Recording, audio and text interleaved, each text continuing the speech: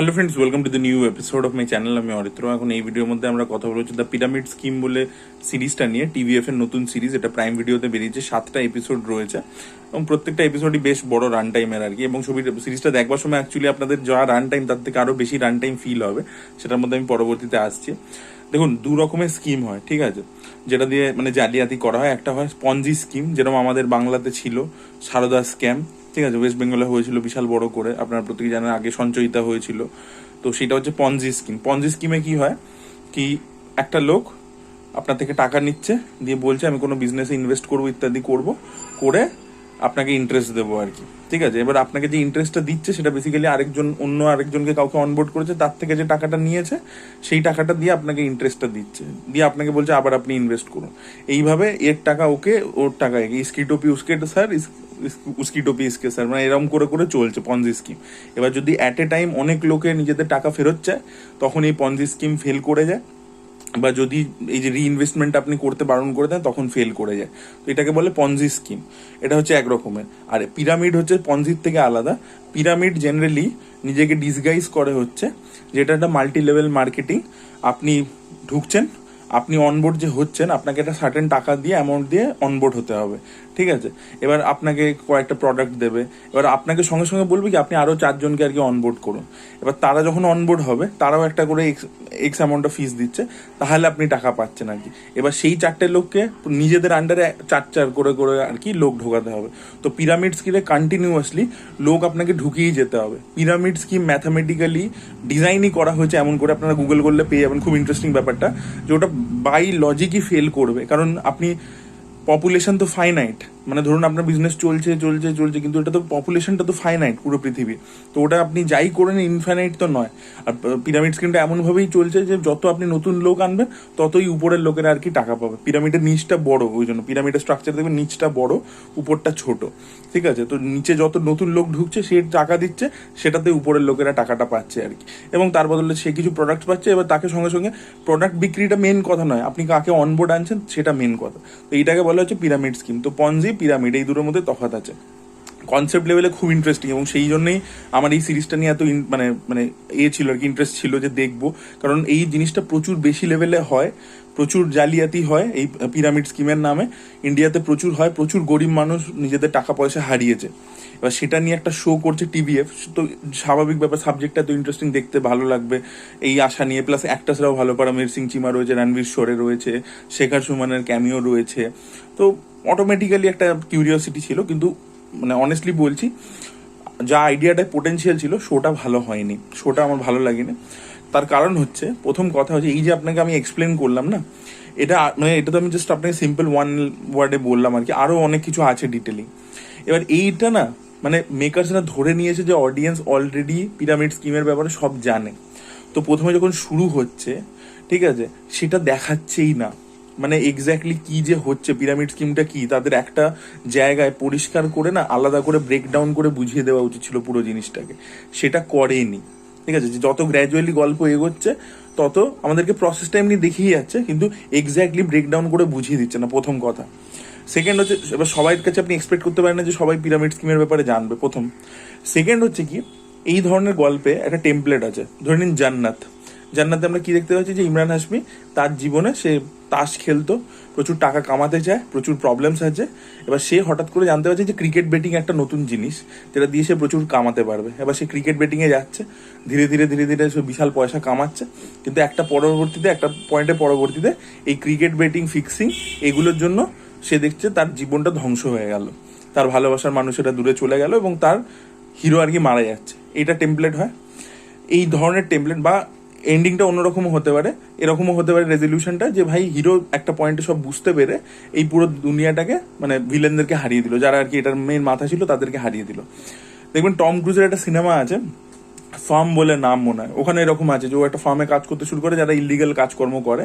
ও প্রথমে ঢোকে, প্রথমে ওর খুব ভালো লাগে, প্রচুর পয়সা আসছে আসছে, ধীরে ধীরে গ্র্যাজুয়ালি উঠতে, তারপর যখন ও রিয়েলাইজ করে তখন ও ফার্মটাকে নিজেই ড্যামেজ করবার চেষ্টা করে। ওটার থেকে ইন্সপায়ার্ড হয়ে দেখবেন ব্লাড মানি বলে একটা কুনাল খেমুর ছবি হয়েছিল, ওখানে ডায়মন্ড নিয়েছিল পুরো ব্যাপারটা, ওখান থেকেই পুরো স্ট্রাকচারটা ইন্সপায়ার্ড ছিল, বাট ওরা ঘুরিয়ে দিয়েছিল, ডায়মন্ড করে দিয়েছিল আর কি।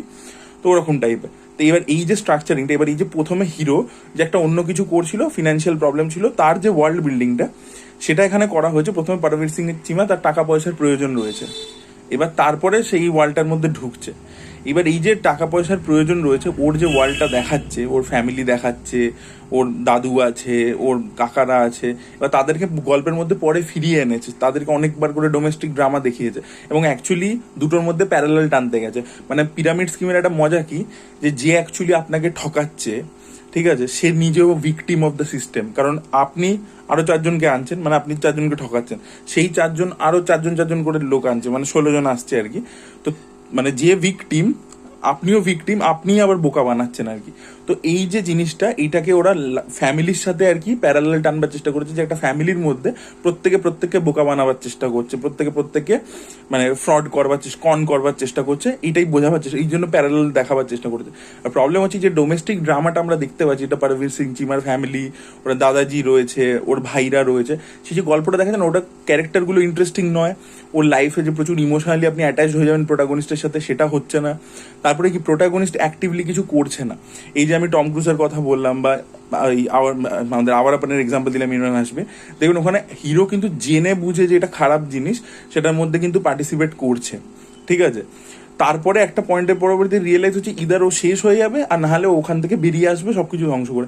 এখানে পরমবীর সিং চিমার যে চরিত্রটা, সে ম্যাক্সিমাম সময় জানেই না যে এটা কোনো মানে এটা যে একটা কোনো ফেল হওয়ারই স্কিম, পিরামিড স্কিমটা, সেটা ও জানে না। He is very naive to it. ও ইন দ্য প্রসেস আছে, এবং এটা যখন জানতে পারছে সেটা এতটাই লেট শোতে আসছে, মানে এতটাই লেট যে সেখানে কোনো রেজলিউশন নেই গল্পটা। না হিরো নিজে অ্যাক্টিভলি কিছু করছে, এবং না ওর দুনিয়াটাও যে পুরো ধ্বংস হয়ে গেল। ও যে এইটার একটা পার্ট হয়েছিল জেনে বুঝেও, যে এতে লোকের ক্ষতি হয় সেটা জেনে বুঝেও পার্ট হয়েছিল, তাতে ওর পুরো দুনিয়াটাও, সাম্রাজ্যটা ধ্বংস হয়ে গেল, সেরকম একটা রেজলিউশনও দেয়নি। তো এটার ক্লাইম্যাক্সটা না খুব একটা স্যাটিসফাইং ক্লাইম্যাক্স নয়। না হিরো নিজে কিছু অ্যাক্টিভলি করছে, আর না মানে তার যে পুরো মানে এম্পায়ারটা ছিল যেটা ধ্বংস হয়ে যাচ্ছে, যেটা ইমরান হাশমির আবার আপনে হয়, সেটাও হচ্ছে না। তো রেজলিউশনটা একটা খুব মানে অদ্ভুত টাইপের রেজলিউশন আর কি সিরিজটা, সেটা আপনাদেরকে মজা দেবে না। ইনিশিয়ালি যখন হিরো এটার মধ্যে স্টেপ ইন করছে এই ওয়ার্ল্ডটার মধ্যে, এটাকে যে প্রেজেন্টেশনটা টিভিএফ করেছে সেটা হিউমারের মাধ্যমে করেছে। এবার সেখানে কমেডিটা না মানে প্রচন্ড লাউড, প্রচন্ড লাউড। তো সব জায়গায় যে কমেডি ওয়ার্ক করেছে তা বলতে পারবো না, ঠিক আছে, সেটা এগোচ্ছে দেখছি। এবার সেখানে না কিছুতেই জিনিসটা মানে কোথাও সারফেসে থাকছে, ভিতরে ঢুকছে না, মানে ডিটেলিং এ দেখাচ্ছে না।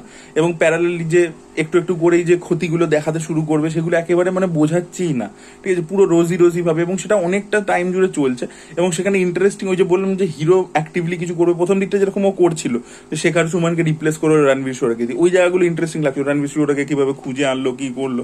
বাট তারপরে না মানে কিছু হচ্ছে না, আর একই জিনিস গোল গোল ঘুরছে অনেকটা সময় জুড়ে সিরিজের। খালি ওই পার্টি হচ্ছে, পিকনিক হচ্ছে, এই যাচ্ছে, এই শো হচ্ছে, স্টেজ পারফরমেন্স হচ্ছে, একই জিনিস দেখিয়ে যাচ্ছে, ঠিক আছে, কোনো কনফ্লিক্ট ঢুকছে না, কোনো অ্যাজ কোনো কনফ্লিক্ট নেই আর কি জিনিসটার মধ্যে। আর ডোমেস্টিক ড্রামাটাও ইন্টারেস্টিং নয়, ক্যারেক্টার্স গুলো ওয়েল রিটেন নয়। রণবীর শোরের চরিত্রটা যেরকম পারফরমেন্স ভালো দিচ্ছে, কিন্তু মানে ক্যারেক্টারটা লেখা নেই সেইভাবে ভালো করে। হঠাৎ করে একদম সিরিজের শেষে গিয়ে তখন আমরা ওর কিছু মানে শেডস দেখতে পাচ্ছি, ওর সাথে কি হলো, ও জেলে পৌঁছালো, কি হয়েছে, সেগুলো একদম শেষে গিয়ে হুট করে আসছে।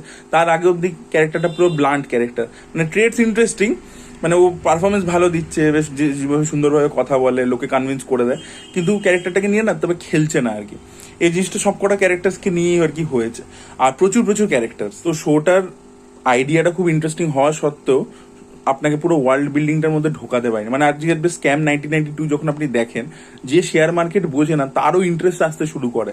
এক তো ওই ওয়ার্ল্ড বিল্ডিংটা তো ইন্টারেস্টিং ভাবে করেছে, তারপরে হচ্ছে এই যে হর্ষদ মেহতার চরিত্রটা, তাকে আপনি ভালোবাসতে শুরু করেন, তার ফ্যামিলি এন্ড যখন হয়, you are rooting for that character. তো ক্যারেক্টার ডেভেলপমেন্ট রয়েছে, তার সাথে পারফরমেন্স ভালো রয়েছে, তার সাথে পুরো ওয়ার্ল্ড বিল্ডিংটা এরকম হয়েছে, এবং কনসেপ্টগুলোকেও কিভাবে হর্ষদ মেহতা করতো, ব্যাংকদেরকে টার্গেট করতো, কিভাবে করতো, সেই পুরো প্রসেসটাকে আপনাকে হানসাল মেহতা এক্সপ্লেন করেছে।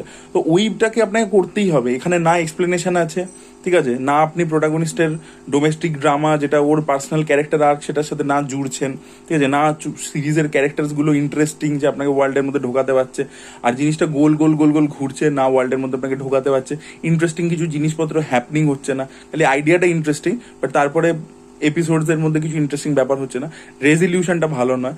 সব মিলিয়ে পিরামিড স্কিম খুব একটা ভালো শো হয়নি, মানে ওয়েস্টেড অপরচুনিটি আর কি। সো এটাই বলা ছিল। আপনারা যদি দেখেছেন পিরামিড স্কিম, তাহলে আপনাদের কি মতামত অবশ্যই কমেন্টে লিখে জানাবেন। Thank you so much, bye by.